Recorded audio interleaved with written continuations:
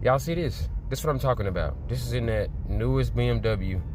Look at all of those face recognition things on that bit. You see that? Same thing that's on your phone. Who knows where these things are unless you put another camera on them? How would you know where this is? You see this? There's three right there. There's three right there. These are all face scanners. This is prime example of what I was saying last week.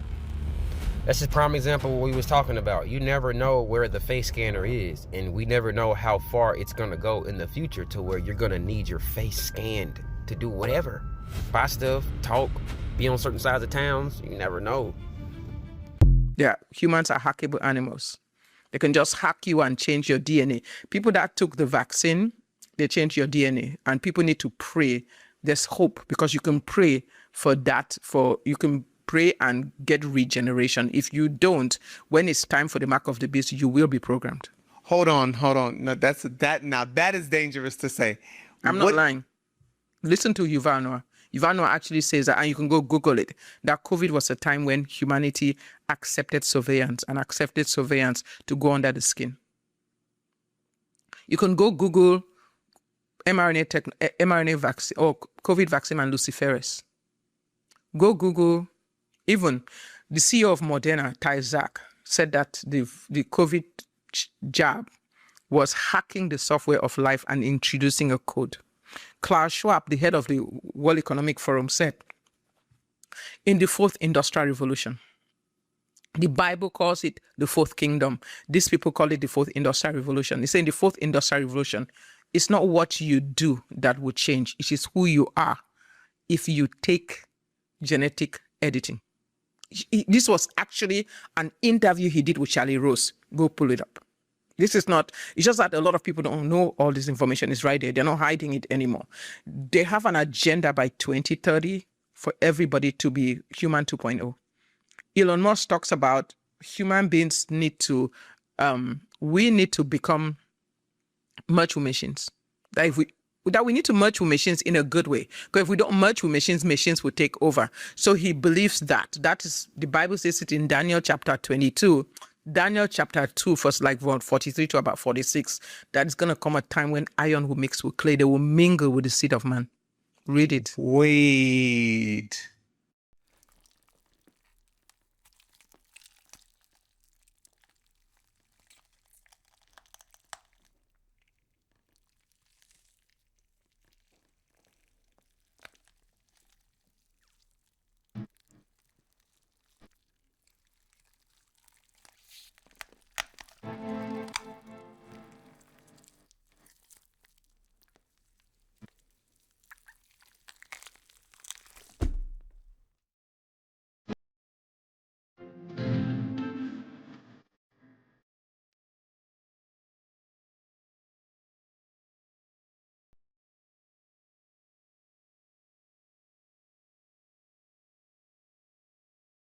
Let me show you something that most people will never learn or hear in church.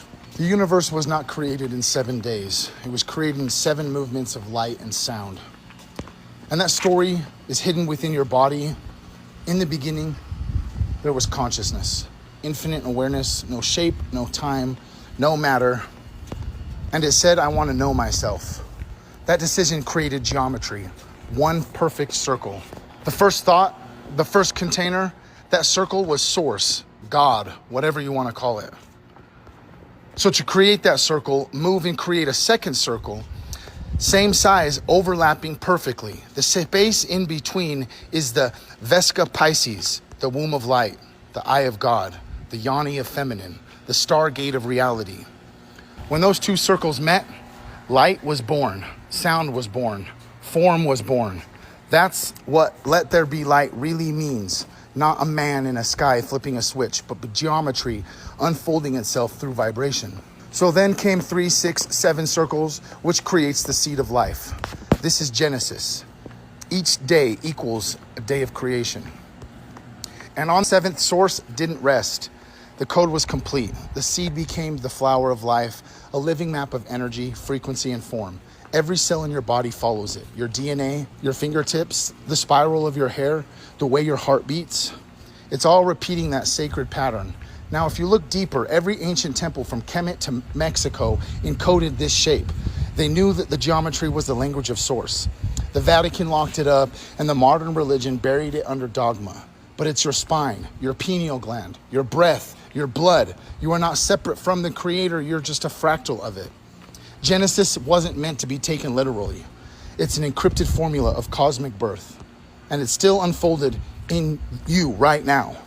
The real sin was teaching you to worship something outside of yourself, because the truth is source is geometry, and you are geometry made flesh.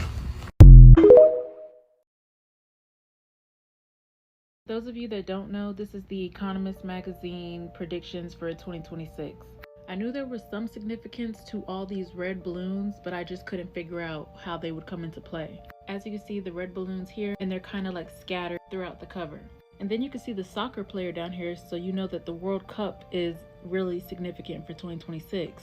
Well, during one of the games at the World Cup, France versus Morocco, a red balloon just happened to float across the field randomly. So I'm trying to piece together, what kind of bad omen is this trying to foreshadow? I mean, we do see tanks and missiles all over this cover, and there is a song called 99 Red Balloons, which is about a harmless balloon mistaken for a UFO by a military radar, triggering an accidental, devastating nuclear war. That doesn't sound good. But this song came out in 1984, which just so happens to be the name of a book that depicts a society under constant surveillance of Big Brother.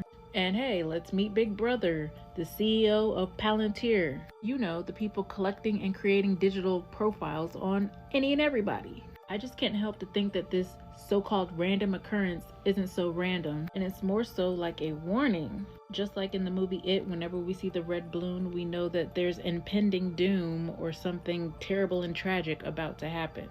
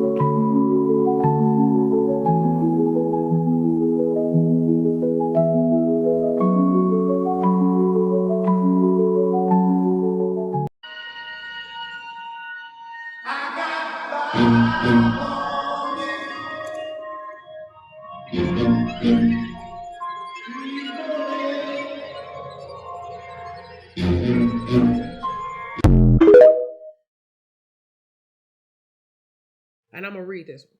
U.S. patent number 200600711122. You'll never guess. You'll never guess.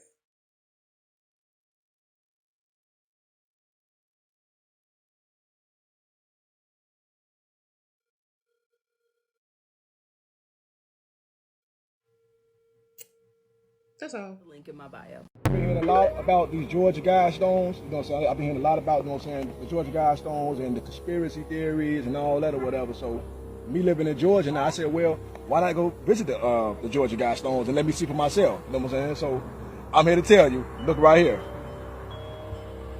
You see it right here. Now these Guidestones, you know what I'm saying, is written in what, Russian, Chinese, English, Spanish, Arabic, Hebrew, Swahili, and Hindu.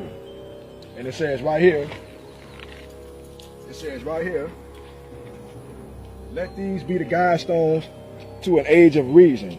The Georgia Guidestones, center cluster erected March 22nd, 1980. So, what is they talking about? Let's go over there and see what they're talking about. Whoa.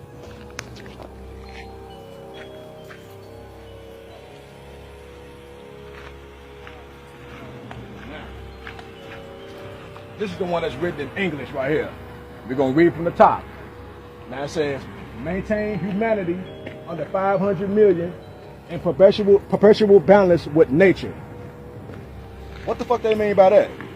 Ain't it like 7.8 billion people on the earth?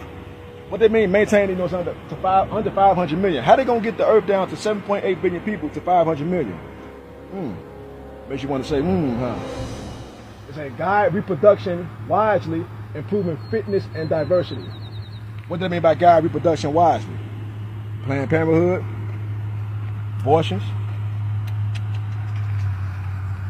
unite humanity with a living new language. What the fuck is that? You know, how they gonna do that? So many languages on Earth, but they said they're gonna do that. You know what I'm saying? By getting the population under 500 million. It's 7.8 billion people on Earth. How is they gonna do all this? So all the people that talking about some people conspiracy theories and all that shit right here, well, this right here is written in stone, right there. 500 million people. They want to put the Earth under 500 million people. It's 7.8 billion people on the Earth. Now this is written in English. I think this one is written. Come over here. I think this one is written in what, Sanskrit or something like the Russian, and then after that it's written like Chinese or whatever, or Sanskrit. One of them. It's like 5 different languages at the top right there. So this is not. It's not just English. They got it in all of them. They got it in Chinese. They all say the same thing, but in different languages. I think those like the Egyptian hieroglyphs up there. It's all saying the same thing. They got it in Arabic. Something else. They got it in Hebrew, and I forgot what language this is. I think it's like Greek or something like that, if I'm not mistaken. But I know it's a lot of different languages on these different stones. You know what I'm saying? So like I said, I had to see for myself. Was it, you know what I'm saying? What was all the fuss about this? What was all the hype about these Georgia God stones? But they go to show you right there that this shit is real. You know what I'm saying? Like this shit is real. That's why they're trying to vaccinate everybody. Y'all see the shirt. You see the shirt. We ain't fucking around. We is not fucking around. So let's go back around here again. We ain't fucking around. Oh, I got some more languages. Different languages. I mean, it's like Russian or something like that or whatever, I'm not mistaken. And they got some more over here. Right here. And I think like the sun sets like in different angles to show like different parts of these different stones. So wherever the sun is at, you know what I'm saying, it shows brighter, you know what I'm saying, on that side than it go on that side or whatever. Y'all know how that shit there. So, yeah, so let's go back to it again. Maintain humanity under 500 million in perpetual balance with nature. How is they going to get the Earth from 7.8 billion people to 500 million people? It's written in stone. So for all people talking about conspiracy theories and this and that or whatever, it's right there. It's written in stone. You cannot, motherfucker, you know what I'm saying, dispute that. You can't dispute that. How they gonna do that? They know that you are God, my brother. What they call God. They know that's who you are. See, that's why even when this person, when they say name Jesus, what he tell his disciples? The kingdom is within you. He's telling you God is within you. So you're looking for a place up in the sky that you're going to go to. No, God is within you. They're telling you about this devil. Who is devil? You ever seen one? No, you can be a devil and you can be a God. Because you decide. You're the one who determine if I do wrong or I do right. You are the duality that decides. Not a person standing on your right shoulder or your left shoulder. That is all a bunch of bullshit. Excuse my French. But what I'm saying to you is, we have to come into ourselves. Where is the divine actually found? Is it something outside of us that we have to search for, or is it something that has been within us the entire time? This video is sharing the idea that God isn't necessarily a being sitting somewhere outside of humanity, but rather a divine essence that exists within each person. And honestly, this idea is not new. A lot of traditions have explored some version of this concept, that there is a connection between the individual and the source of creation. Even within Christianity, there's a phrase often attributed to Jesus, that the kingdom of God is within you, which has led many people to interpret spirituality as an internal journey rather than only an external one. Now, different people interpret this idea in different ways. Some see it literally, some see it symbolically. Some see it as a reminder that humans carry creativity, consciousness, compassion, and the ability to create change. But the deeper question is interesting. What happens when you stop looking outside of yourself for every answer? What happens when you realize you have a role in your own spiritual growth? Because I think that's where this conversation about choice becomes really powerful. This clip speaks about the idea that good and evil aren't just outside forces battling over us, but that human beings carry the ability to choose. Yes, the power of choice. And if you really think about it, that's a pretty profound concept. Every day we make choices: how we treat people, how we respond when we're hurt, whether we choose fear or understanding, or we choose to create or to destroy. The spiritual meaning behind this idea is that our actions reveal what energy we're embodying in that moment. Not that someone becomes literally God or the devil, but that we all have the capacity to express different aspects of human nature. We've all experienced moments where we were operating from our highest self, moments where we show love, forgiveness, compassion, and we've also had moments where we've reacted from anger, ego, fear, even pain. That's part of being human.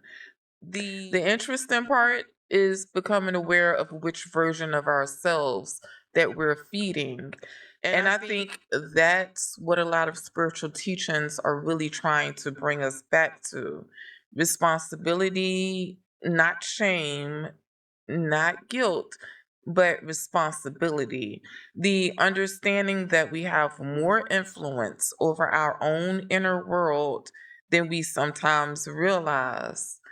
A lot of people spend years waiting for something outside of themselves to change before they feel whole, waiting for the perfect relationship, waiting for more money, for someone else to validate their worth.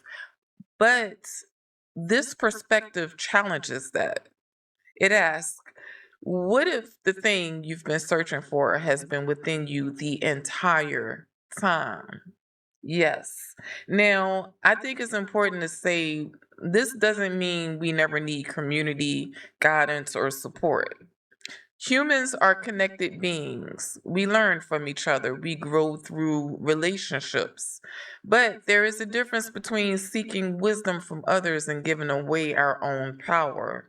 And maybe that's the message underneath this entire conversation. Remembering that you are not powerless. You are not just a person reacting to life as it happens. You are also a participant in your own experience. Your thoughts matter. Your choices matter as well as your energy. And whether someone views that through a spiritual lens, a psychological lens, or simply as spiritual growth, the idea is still powerful. Maybe awakening isn't about becoming something new. Maybe it's about remembering something that was always there. One of the biggest myths about manifestation is that you have to believe wholeheartedly, 100,000% without a shadow of a doubt that this thing is gonna happen. And no, you don't. Well, if I don't believe it 100%, then it's not gonna happen. Yes, it will. Listen to me. If that were true, almost nobody would manifest anything. Haven't there been moments where you doubted yourself and you were still successful? Yes. Haven't there been job interviews that you were anxious about and you still got the job? Correct? Exactly.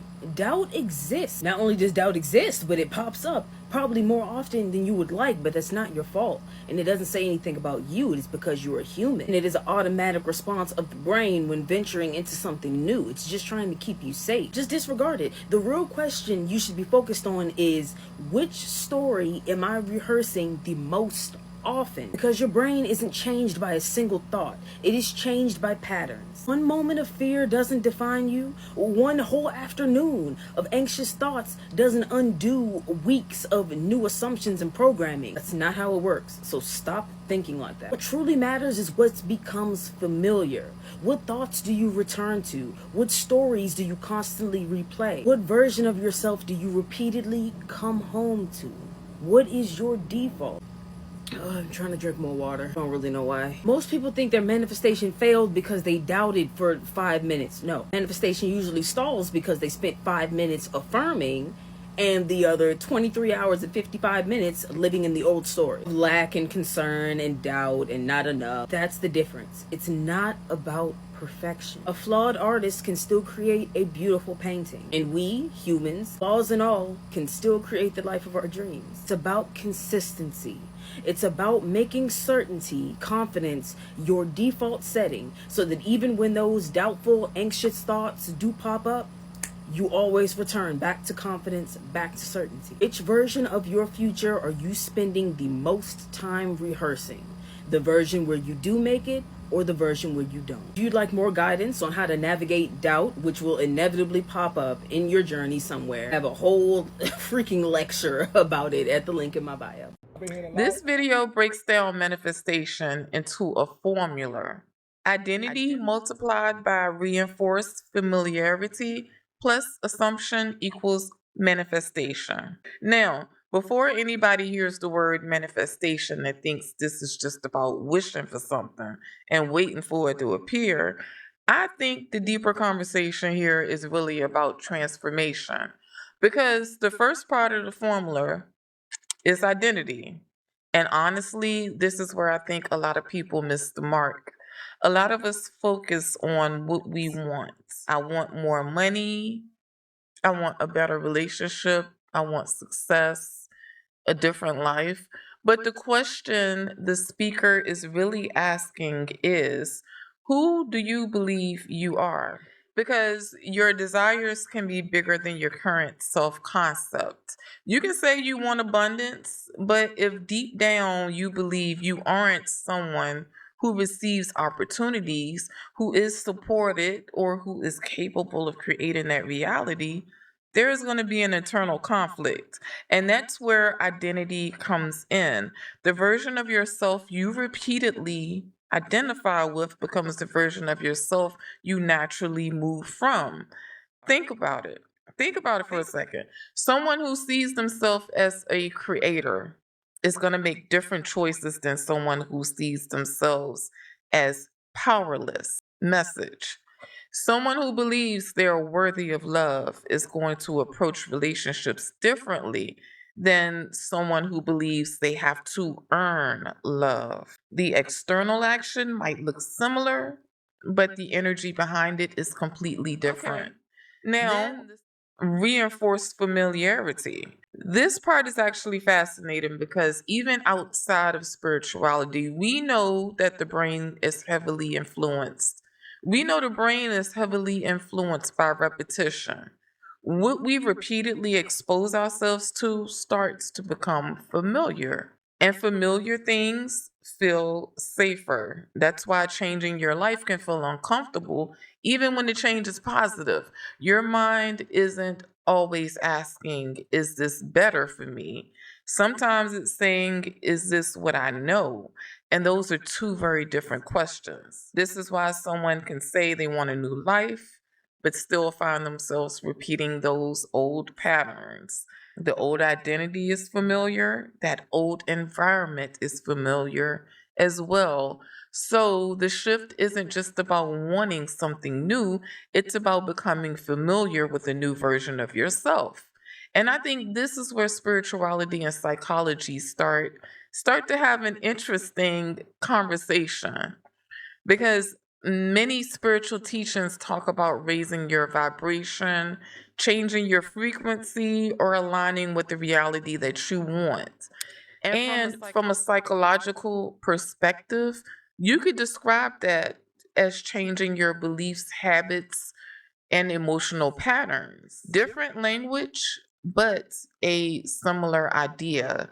Then we get to assumption.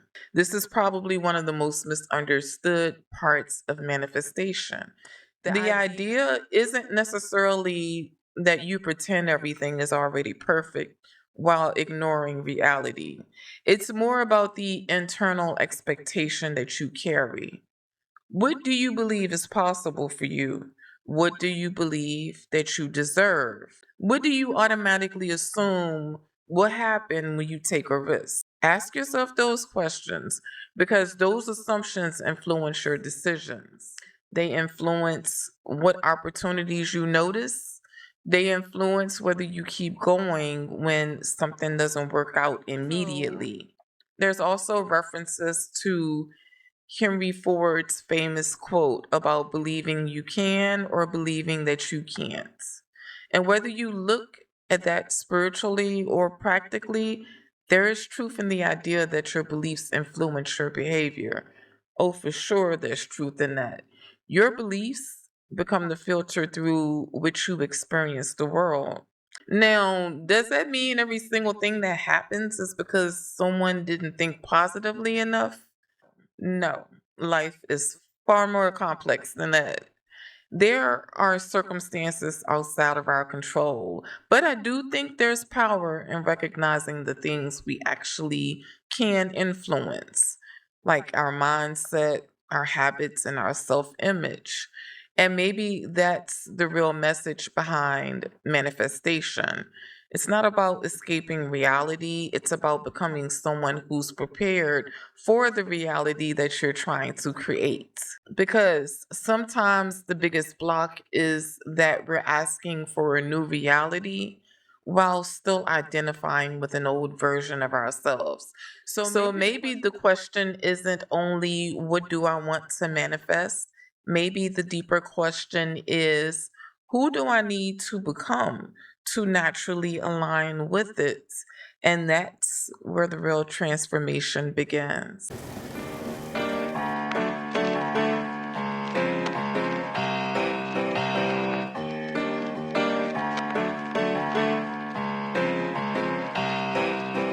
You know, after sitting with these conversations about consciousness, soul, purpose, and the idea of the divine within us, I keep noticing a theme that seems to come up over and over again.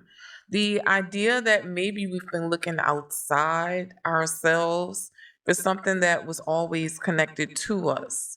And I think that's a really powerful thing to sit with because so much of life teaches us to search outward, find the answer, find the person who can save you, find the thing that finally makes you feel complete. But so many spiritual traditions point us back inward, not because the outside world doesn't matter. It does, it definitely does. But because the way we experience the outside world is always filtered through our own consciousness. The way we think, the beliefs we carry, the wounds we haven't healed, the stories we've accepted about who we are. That's why I think self awareness is such a powerful part of any spiritual journey. Just because before we can transform our reality, we have to become aware of what we're bringing into it. And I think that's where these ideas about divinity, soul purpose, and consciousness kind of connect to each other. Maybe your purpose isn't something you have to chase down.